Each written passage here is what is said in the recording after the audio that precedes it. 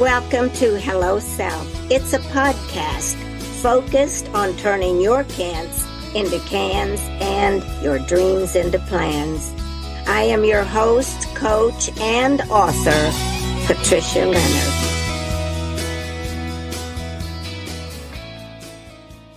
Hello out there to all of my Hello Self listeners. I'm so excited that you're here today, and you're going to be excited after you hear this podcast with my guest. She is fabulous.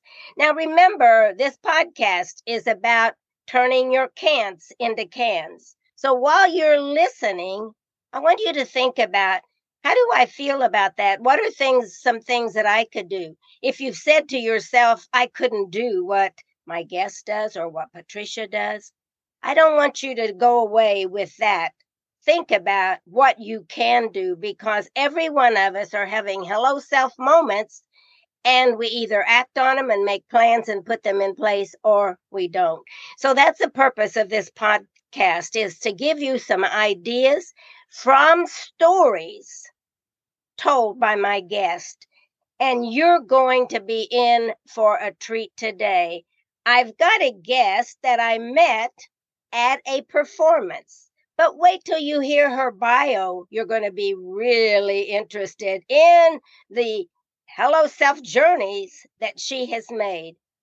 My guest today, and I just wanted to say hello, and then I'm going to do a brief bio about her, and then I'm going to turn it over to her to take us on her journey of life and career, whatever she has to say.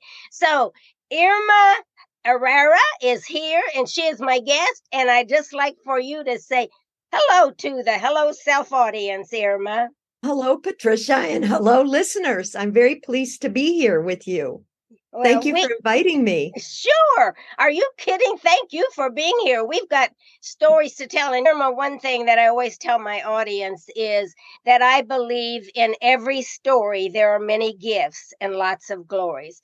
So your story that you tell today, and then the one that you tell in your performance, is going to have an impact on somebody. We go to movies, we read books, we do all these things to learn and to see other sides of the world. So that's exactly what this podcast is about, is to help our listeners, and thank you for doing that, to understand that there's more to life than what we see a lot of times, and we learn about that when we listen to others.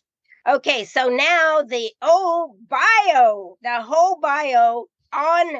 in a really short version, because I'm going to let Irma take it from there once I give you a little understanding. Irma Herrera is from San Francisco Bay Area, and she's a writer and solo performer. How I met her, and she'll tell you more about this, is her solo performance of Why Would I Mispronounce My Own Name? And she explores themes of identity. Before doing all of her writing and becoming a performer, she was still a performer in some ways. She spent 30 years, 3 decades, as a civil rights lawyer. She worked on issues that you hear on the television or radio about what's going on in the news. She has worked as a journalist and has written about race, class, gender, and culture. Her articles have appeared in New York Times, Washington Post, Los Angeles Lawyer, and Ms. Magazine. I'm really interested in that too. She is a recipient of several awards, and I'll let her tell some of those, but I just wanted to give a highlight. But one thing that really caught my eye when I read her bio, Irma is a graduate of St. Mary's University in San Antonio, Texas, and listen to this, the University of Notre Dame Law School. I am from Indiana, and I went to so many of their football games, freezing cold too. Okay, so sit back and enjoy the story and the journey with Irma, and we'll have a conversation. I may butt in, you know how I always do. Every once in a while, I'll have something to interject and Irma will have and I will have a conversation about it. Irma, take it from here and just tell us whatever your story is. You're a performer. Thank you, Patricia. As you mentioned, we met in Nashville, Tennessee in February. Yes. I am a solo performer and playwright of a play called Why Would I Mispronounce My Own Name? When people see my name in writing, IRMA, they often say Irma. And that is one pronunciation of this name, but my name is Irma, which is the pronunciation not just in Spanish, it's French, Italian, Russian, Wow. Danish. In many countries, the name is pronounced Irma. So often when I introduce myself, I have to explain to people that I'm not Irma, it's Irma. And that may or may not open a further conversation about my ethnic identity. I'm Mexican American, Chicana. I grew up in a certain political age where that's the identity I chose. And as you mentioned, I grew up in South Texas. I left in my late teens, early 20s, and I've lived in other places. I did go to law school in South Bend, Indiana. Yay! And I often recommend to people that they go live somewhere different than where they grew up, because you learn so much about yourself being around people in different communities. When I grew up in South Texas, it was a very segregated community of Mexican Americans and Anglos, what we called white people. And there were a handful of Black families, but I didn't meet them till high school because of segregation. When I got to Notre Dame, I just assumed all white people were Anglos, the word we use for them. And a friend of mine who was a fellow student said, Anglo? I'm Irish. I'm from an Irish American family. We're not Anglos. I didn't know. So we're all learning along the way. I also learned that there's people who are Jewish, who are Polish, who are Armenian. And I didn't know about Muslims. But my son, as a young boy, already knew that because he went to a school in Berkeley, California, with kids from many backgrounds. And so we're always learning. But I became an accidental playwright. I did not have a background in theater or acting, but I was taking a class. I had been writing a novel after I left law. I left law about 12 years ago. I spent almost all of my career in social justice, civil rights lawyering, initially advocating on behalf of Mexican Americans and the Latino community. And then I worked as a journalist for a few years. And my first aha moment that I want to talk, or hello self moment I want to talk about, is I was working at the Mexican American Legal Defense Fund in San Francisco on cases involving children whose primary language was not English. And we were in a lawsuit in the Denver School District, and the judge issued a ruling in favor of our clients that the schools had to provide children accessible education, meaning teaching them in a language they understood, in this case, Spanish, while they're learning English.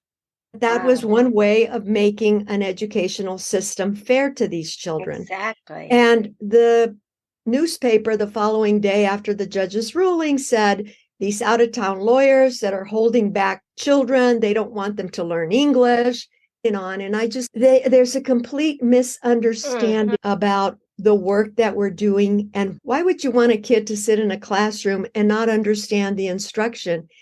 Dos y dos son cuatro. 2 and 2 is 4. If you already know the language, you can start learning concepts in your own language so that you're not getting so far behind as you're learning English. Absolutely. And incidentally, I send our son to a bilingual French school.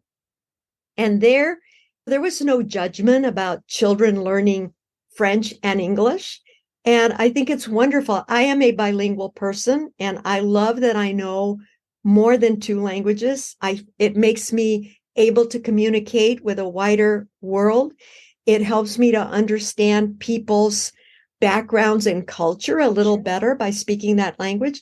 So I felt this frustration about how the broader public was getting a vision or a version of our work that was inaccurate. So I came back to the office. Our office was in San Francisco, and I spoke to the person who leads the media for our organization. And she said, why don't you write an article about it, and I'll try and get it placed in a newspaper. I said, okay. So I wrote an article and it got placed in the New York Times as an opinion piece. And so that was the first thing I ever published, which is pretty unusual that your first Yes. writing you get published. But it was because I had some authority. I was a lawyer who was working on these kinds of cases. And so then I thought, I love to write and I would like a broader public to know more about my community and the goals we have as a people. We're just like anybody else. And the Latino community, which has grown very significantly in the United States, has many people from different countries. But I'm of Mexican American origin, and Mexican Americans have lived in the Southwest for hundreds of years before it was the United States.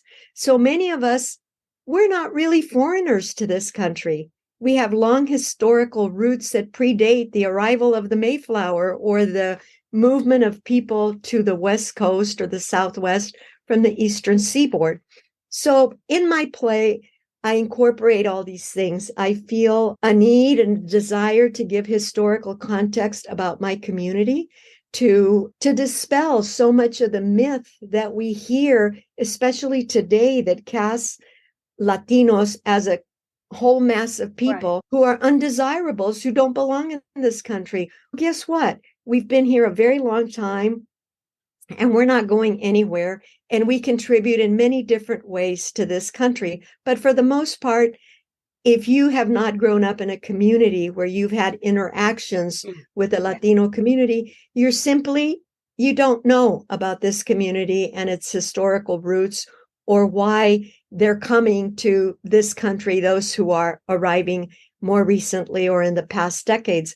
But there's been a long history of people coming and going from the Americas, because the America is more than the United States, although we use that term pretty much to mean the U.S.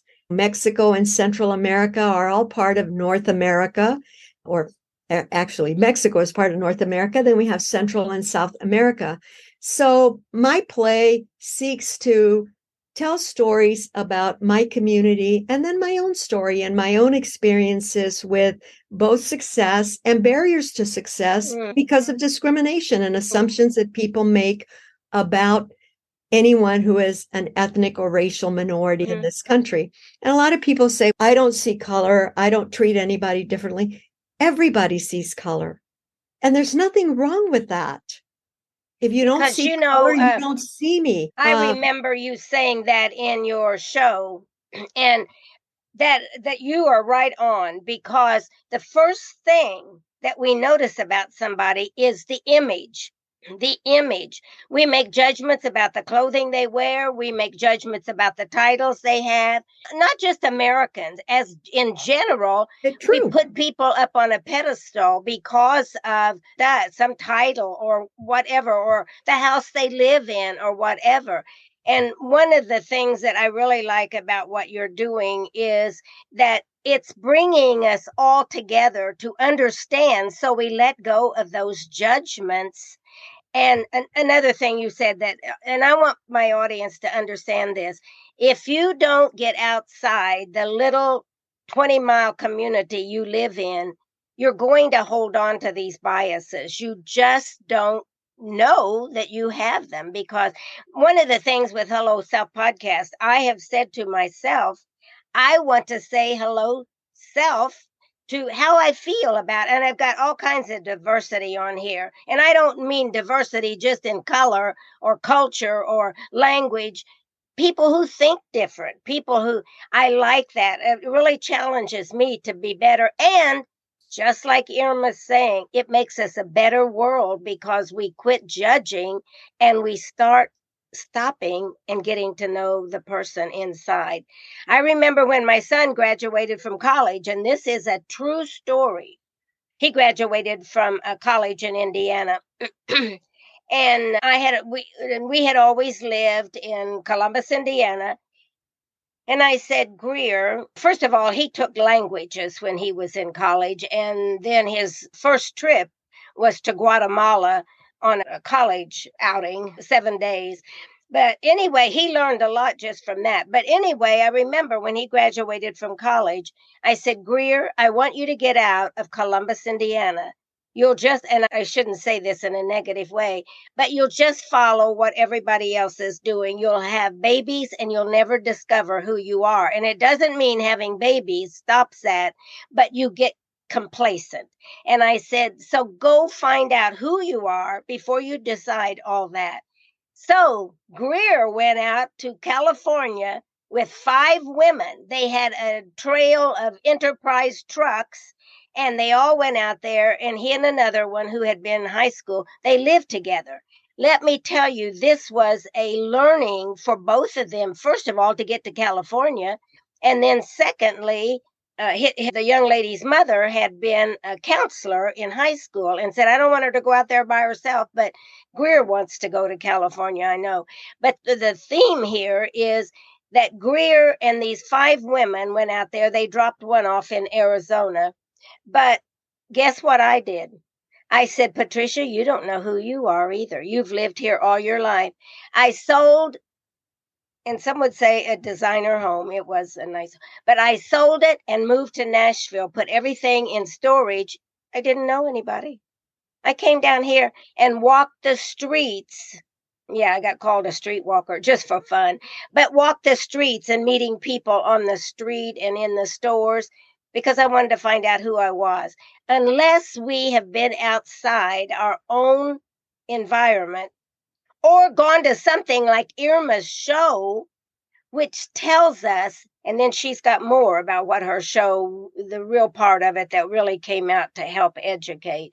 Unless we do that, we get caught in a comfort zone of this is what the world is, and we don't know how to interact with others. I would say a lot of our world is there right now. So Irma, sorry, but that is, I had to say that get out of where you live, even if it's just going on a vacation or doing something different. Walking in a small town where you don't know anybody and taking your little phone and making, oh my gosh, I love what you're taking us to. And I know there's more to come, even about what your show did. Yeah. Okay, pick it up from there because I'm going to blab on. I love what you're saying about go somewhere else. And it doesn't have to be a physical move, because I have friends who still live in the city where we grew up, and they have really good lives. You can expose yourself to a different world through books, through movies, through travel, many, many ways. And as a little girl, I was an avid reader, and I felt that I traveled the world through books.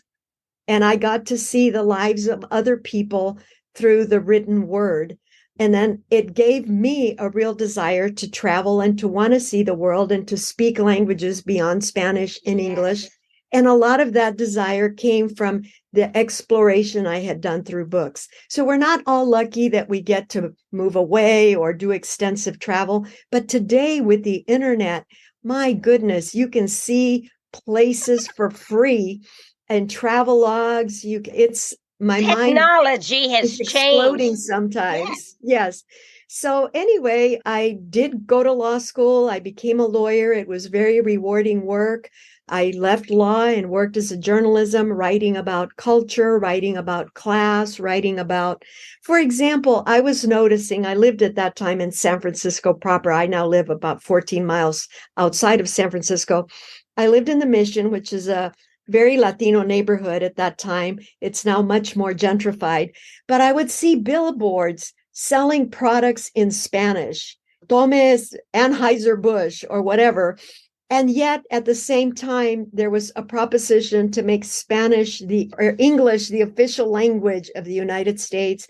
People who would speak Spanish in the street would be overheard by other people, and rude things would be told to speak English. This is America or whatnot, or go back to your own country. And I just found that so interesting.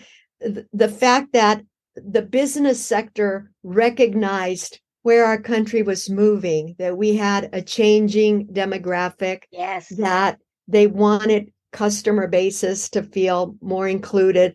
At the same time, there was this resistance from people who were afraid of change.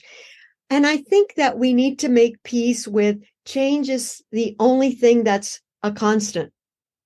Our communities have always been changing. When there was a huge migration of Irish and Germans in the late 1800s, early 1900s, people who were already set here said, those people will never fit in. They're not like us. There was bilingual education in German, in Swedish, in all sorts of things. So people from different countries bring their own cultures and they get incorporated into the United States. Who doesn't love burritos, enchiladas, taquitos? The first place we get introduced to a new community is through food. Yes, that's true. And then people make friends. Our kids have a really much easier time making friends with other kids. And one of the things, I was listening to your podcast, you interviewed a woman who spoke about a book she wrote about her elderly dog. And she talks about using the dog as a way, when she reads to children, of having, this dog is older, but it has other dog friends who are younger, who are different. Yes. And it's a way of, kids are much more accepting of each other, and they learn from each other how their foods might be different. They might dress different. They look different.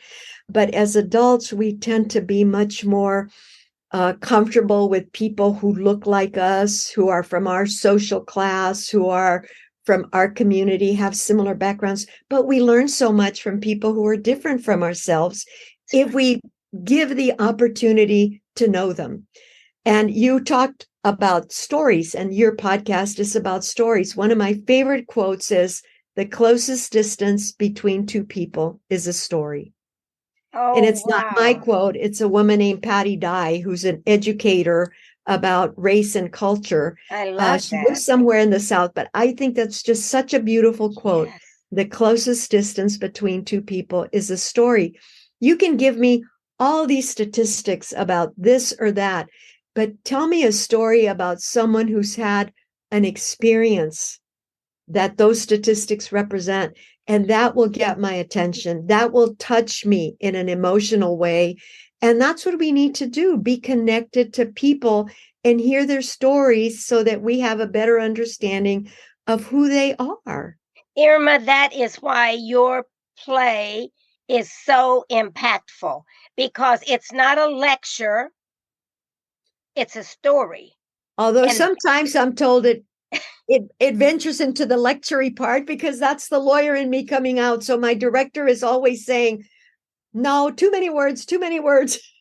Yeah, I do think sometimes that's how people hear things too, because especially if you're touching somebody's value system or the cultural beliefs they have, they're going to feel that's a lecture and not a story. So sometimes they have to look back and you tell your director, I said, they have to look back at themselves too and say, it's simply your story. And it doesn't mean that everybody has to agree with it, but it's another way that we integrate our society is, do we always have to be resistant to what's coming to us, or can we find something in it that, oh, this sounds like a lecture. Maybe you better look at yourself and see how you're receiving that, because I know I am a biased kind of person, just about thoughts and stuff like that. And the way I see all have biases. Yes.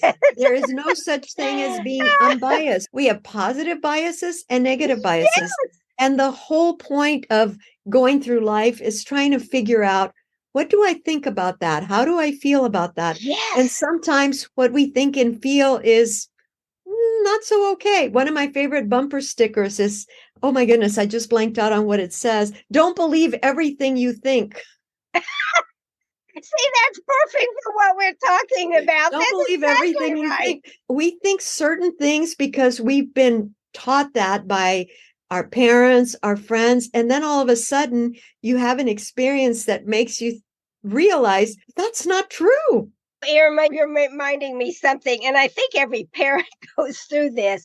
Your kids will say, stop lecturing me. And then about 20 years down the road, they've got a little child, and you hear them, Now, this is something, so they're doing this, they're taking everything that mama said to them. Oh, that was a lecture then, but now it's a guidance. Yeah. Yeah. Yes. I've heard people say, when did I start sounding like my mother? And when we first became parents, I listened to these tapes called Don't Blame the Kids. And it talked about how we often say nobody taught us how to parent. And they said it's not true. You have tens of thousands of hours of parenting information. It came from your parents. That's right. So the I default love for that. how we parent is how we were parented. And it's the same thing for what we know and experience about the world came through our family. Yes. I remember one day I was living in Eastern Washington and I'm driving over the Cascade Mountains to Seattle to visit friends. And I'm thinking to myself, oh my God, I'm in my mid-20s, late 20s. I'm driving over a mountain range. I'm going from one place to another all by myself. And I had a mother who had many fears. Yes. And sometimes people are surprised to learn that I have a lot of fears, but I still act. I still do things. So people say, aren't you scared of doing this or that?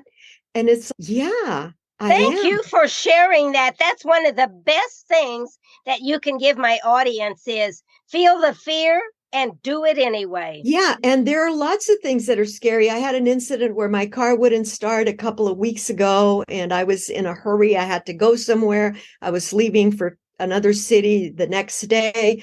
My husband came and waited for 3 hours with AAA. And then they said, oh, this is all you need to do. It's not a big problem. Oh! Yesterday, I'm in my car and my car does the same thing in San Francisco. Oh, wow. And I'm thinking, my car won't start and I need to get to a meeting. I also need to go across a bridge to get back home this evening. And I was overcome with fear. I think, oh my God, what if my car doesn't start? I'm going to have to take the subway back home, which is fine. But then my car's going to be parked in the street. What if it gets broken into? All these what if started coming up. And I was nervous and anxious. And then I thought, okay, calm down. Yes. Give it a few minutes, try what worked last time to get the car started, which was putting the fob right by the start button. And then it started, right? But now I'm afraid of driving my car, right? But I am going to get that taken care of so that I don't live with that fear. But yes, we all have a lot of fears. And what do you do about your fears? Maybe you need to talk to a therapist. Nothing wrong with going to therapy. Exactly. And or you need to listen to Irma's story on podcast again and again. So feel the fear, but do it anyway. Exactly. And maybe even make a list of what is the worst thing that could happen. And then it's okay. I can deal with that. I can deal with that. I've listened to some of your other podcast guests, and you do have such great things to share with people about practical application to one's life.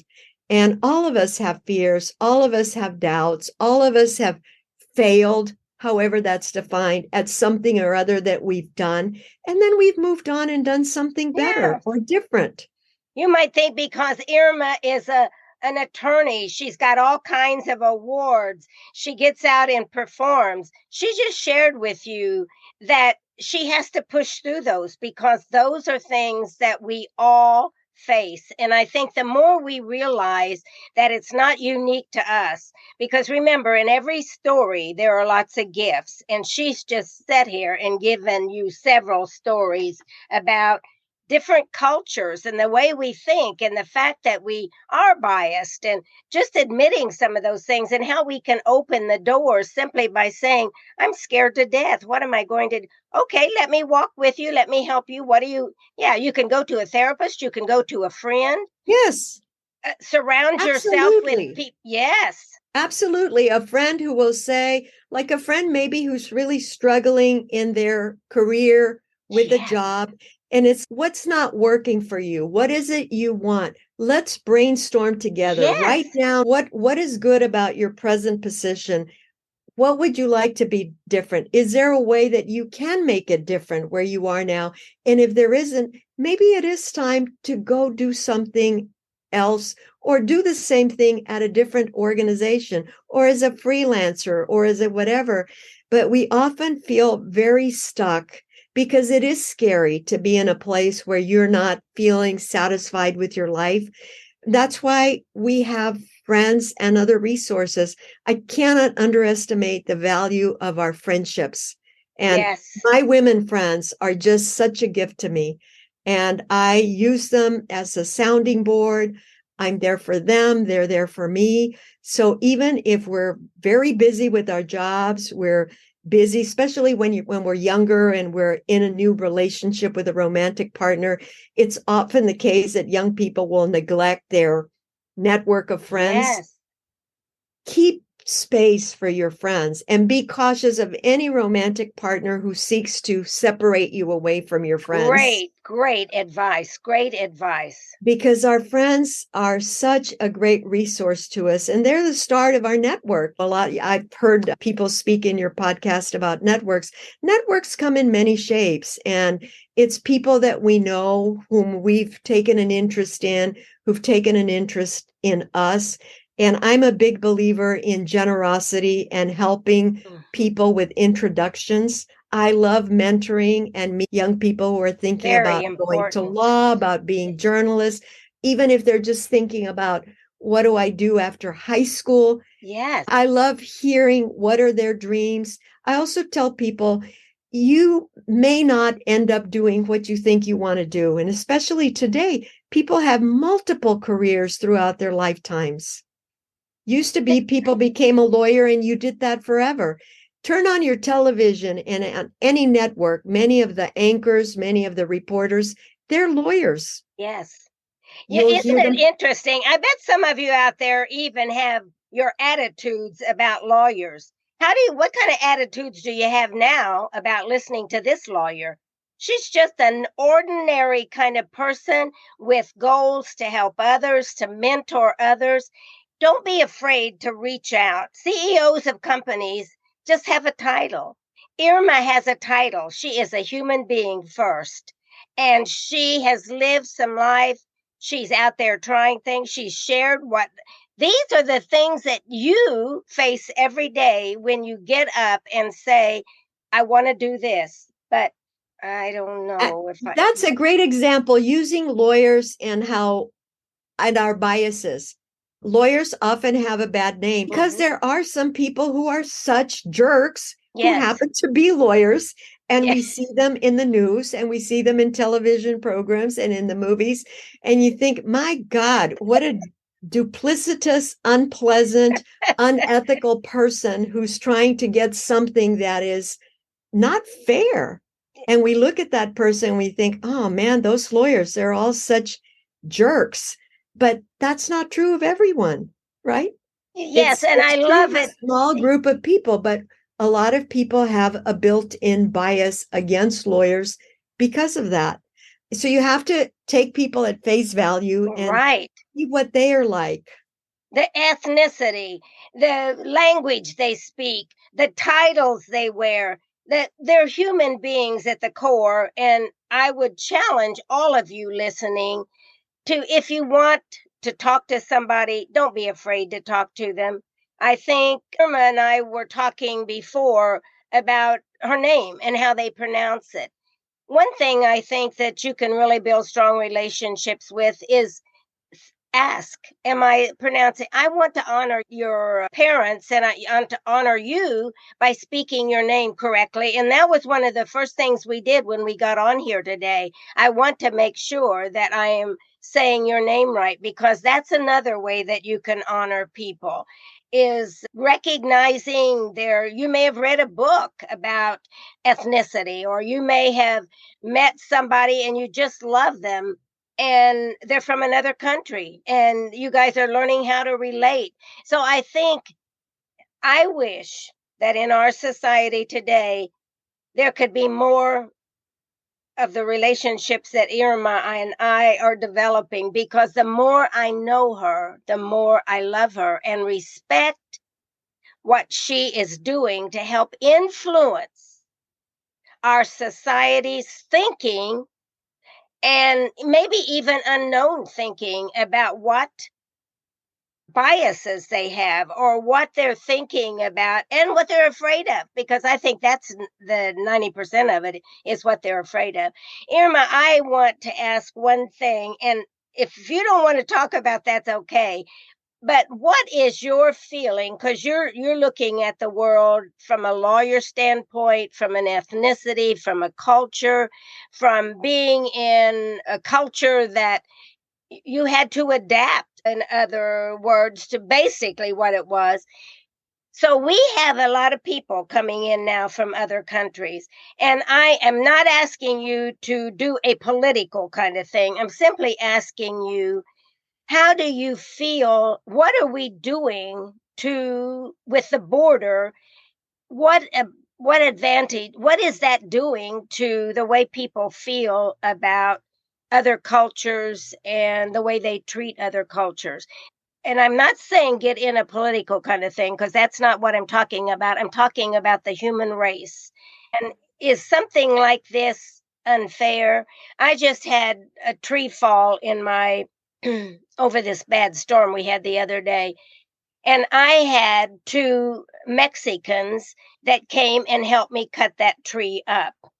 We had the best conversations. They speak English too, but one spoke a little. But I had the best conversation. And I went out and said, "Are you guys thirsty?" "No, we got our water."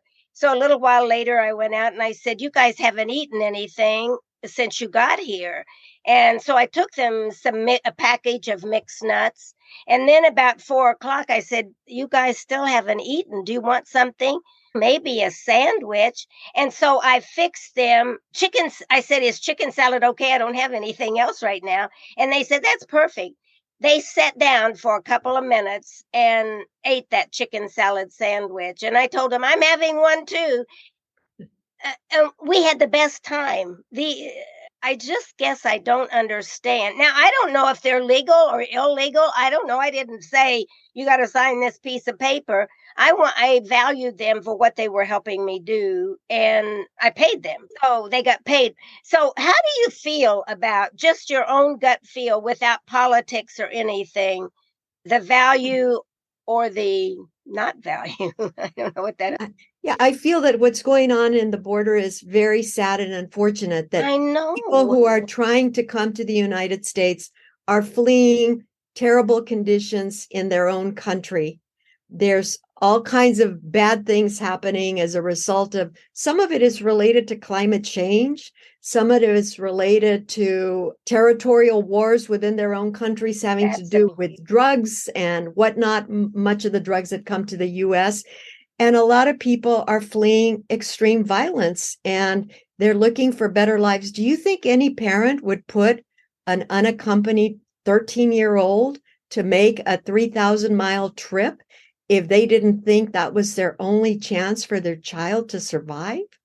So our nation needs a comprehensive immigration policy, but because our Congress, our elected officials are so divided and so antagonistic to each other, we're unable to address and come up with a policy that's fair and that works. We have laws that should allow people to apply for asylum, to do all these other things that simply aren't working. So we've created this crisis, if you will, with people living in encampments in the border. And I know that a lot of people say, what about the people we have at home living in homeless encampments as well? We need to address all those things. And I think that our nation has so many resources that we could deploy in a different way. Right now, we're seeing this banking crisis. And I was reading Robert Reich, who used to be the Secretary of Labor, saying that the Silicon Valley Bank, the U.S. government has come in and bailed out billionaires who have money there, but we don't bail out other people with providing an adequate safety net. My own political view is that I am someone who's considered very liberal, very progressive. I believe that our country has the resources, and that part of a society's obligation is to provide a safety net for the vulnerable people. If we were to educate people, if we were to give more economic opportunities, we wouldn't see some of the chaos and suffering that we are seeing on the streets every day in our country. And that's unfortunate. You know, and it's only when you can go, for example, if you've had the opportunity to travel in other countries and you see how their systems work, and you can say, okay, we're not Denmark, but I've been to Denmark several times, and I've gone on a bike tour with the same guy who leads bike tours, and he says, we are very proud of our welfare system. Imagine anyone in this country saying that. It's because we take care of people in need. And he pointed out, he said, see this building over there? He said, that's social housing. That's housing for low-income people. Right across the street, building apartments in that building sell for $4 and $5 million. He said, we don't separate our poor and rich people. Their kids go to the same schools. We don't believe in creating a stratified society. It's true, they're much more homogeneous, they're smaller, but it's about the values a society makes about who they want to be as a country. And I think in our country, we are going in a direction where we're really seeing them and us. And we, us, those people who are more privileged, better educated, or even not. I feel for people in Rust Belt cities in Appalachia that are struggling to get jobs because their economies have been devastated. But the goal shouldn't be to pit them against another group of people, but to say, how do we as a society bring the resources you need to your community that no longer can sustain coal mining or manufacturing of this or that product because that work has gone abroad. And that work has gone abroad because we have an insatiable desire for cheap consumer goods, and businesses will look for the cheapest way so that to produce something so they can maximize profit. The whole thing is it's about money and power. And I think you're even saying that too. It ends up being about money and power. And you're right. When we get to the upper level, like in not that you're right, I'm saying that's how I see it too, is that when we get to that level, all those people are very wealthy. And it just doesn't seem right. I came up in a rural area, very poor. I didn't use that. I didn't become a victim to do that. I went ahead. But what I've learned and what I keep wanting to learn is the opinions of others, because sometimes I get all confused, Irma, about how I feel about stuff.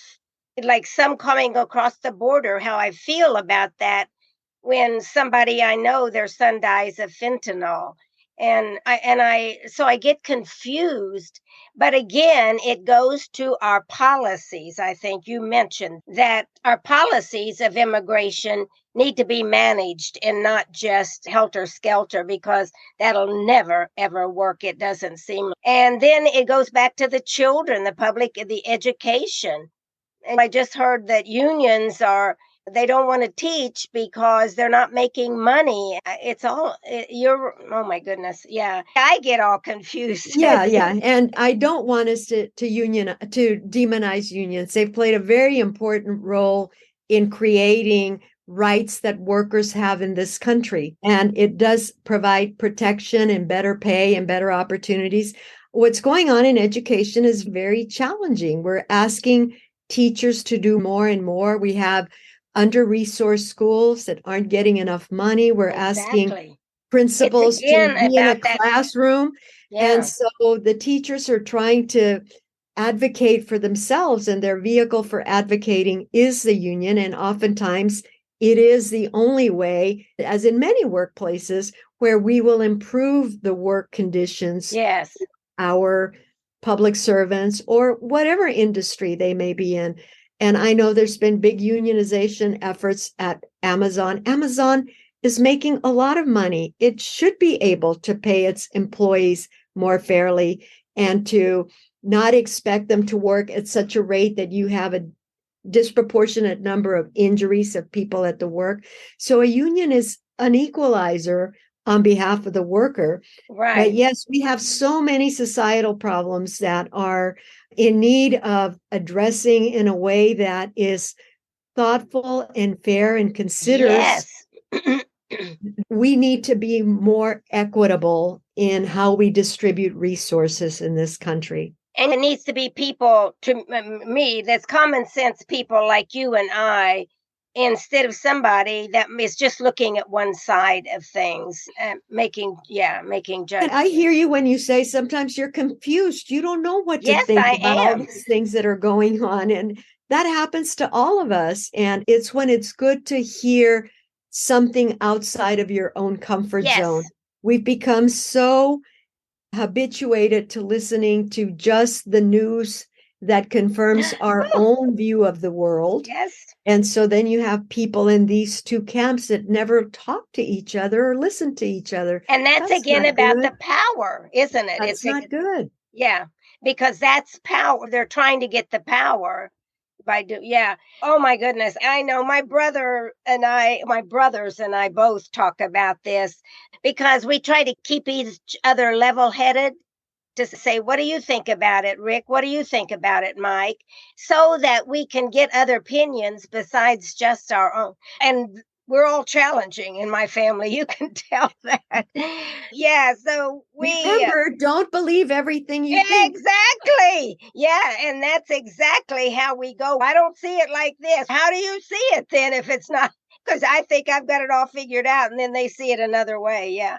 But it's through conversations like that. And thank you for sharing your thoughts about that.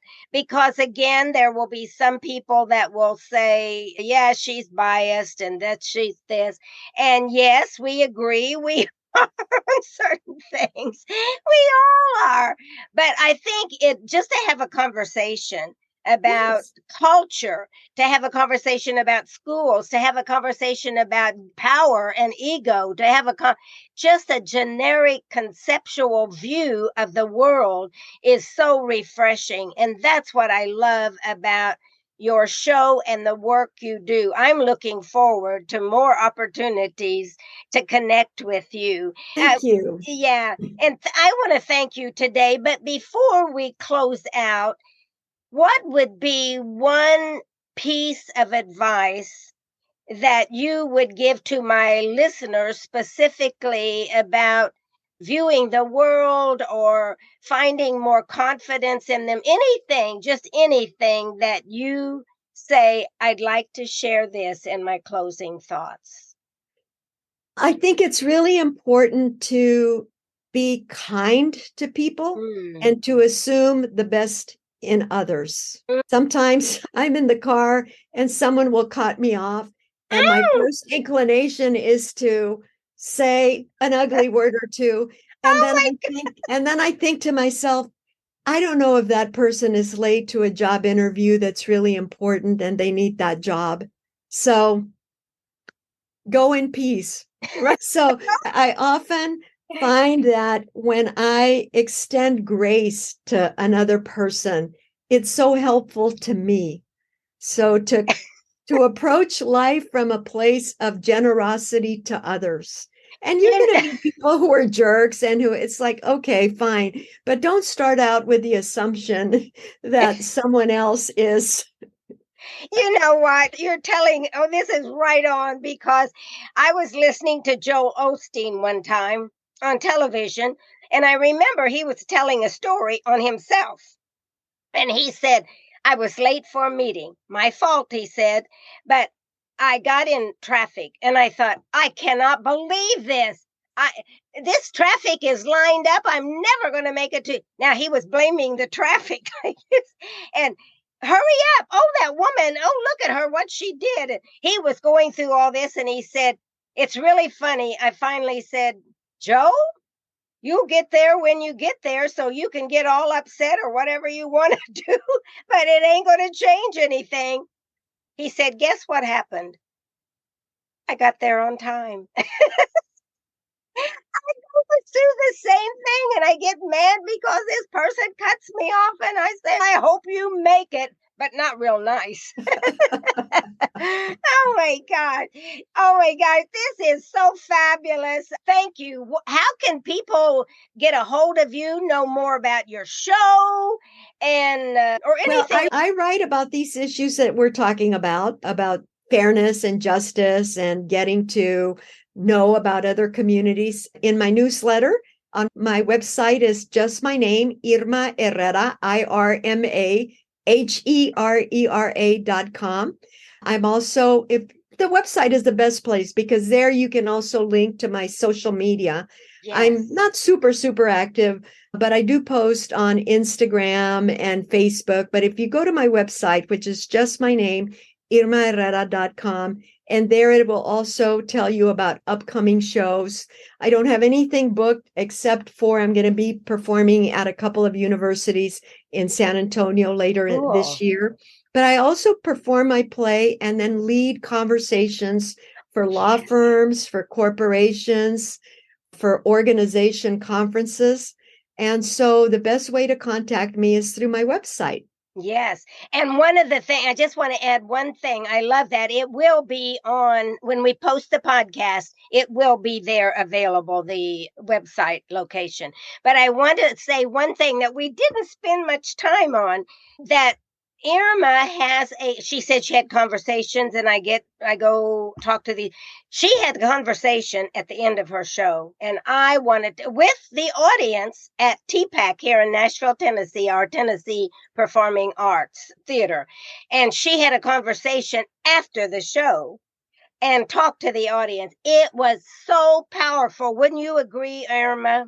I do love speaking with audiences after my show. My show is an hour long, and it deals with a lot of issues about identity and judgments we make about people different from ourselves. And it raises many questions in people's minds. And so people have comments and want to share some of their own personal experiences and ask my view about this or that. And I love sharing with the audiences and hearing what they think about these topics that I cover. That is so engaging, because I was in there when I went to see her show. I was part of that. And it was just interesting, the diversity in the comments that people made. And it's a way to figure out, hello, self, who am I? Hello, self, what do I think about? How do I believe that? Not only from Irma, but from the people that were there. It was interesting. Tennessee people, I wanted to see how they saw, because she was invited here. It wasn't like she was pushed to come to Tennessee. She was invited.